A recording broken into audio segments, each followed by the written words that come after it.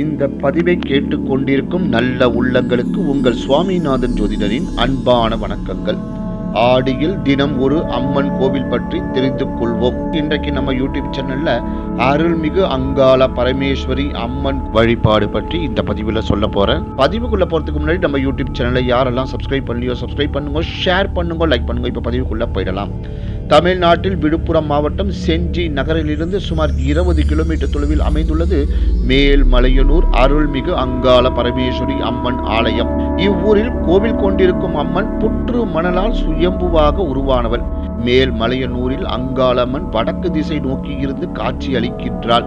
மூலஸ்தானத்தில் அருளும் அங்காள பரமேஸ்வரி 4 கரங்களுடன் இடது காலை மடித்து வலது காலை தொங்கவிட்ட நிலையில் காட்சி அளிக்கின்றார். இடது தொடையில் இவ்வுலக ஆன்மாக்களை தாய் உள்ளத்தோடு காக்கும் அம்மாவாக வைத்துக் கொண்டு சூலமும் கபாலமும் தாங்கி மேல் இரு கரத்தில் அபய வரதத்துடன் அருள்பாலிக்கின்றார்.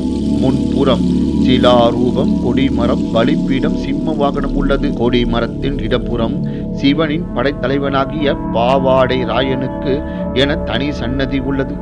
சன்னதியின் முன்புறம் விநாயகரும் இடப்புறம் வீரபத்ர சன்னதியும் உள்ளது. இதை தவிர காசி விசாலாட்சி, காசி விஸ்வநாதருக்கு தனி சன்னதி இருக்கின்றது. நாகாத்தம்மனுக்கும் சன்னதி உள்ளது. அம்மனுக்கு அருகிலேயே மிகப்பெரிய புற்று காணப்படுகின்றது. புற்று வடிவில் தோன்றியதால் அம்மனுக்கு புற்று தேவி என்று பெயர். தண்டேஸ்வரி என்ற திருப்பெயரும் உண்டு. இக்கோவிலின் தலவிருட்சமாக வில்வ மரம் திகழ்கின்றது. ஓம் சக்தி பராசக்தி. நன்றி, வணக்கம், வாழ்க வளமுடன்.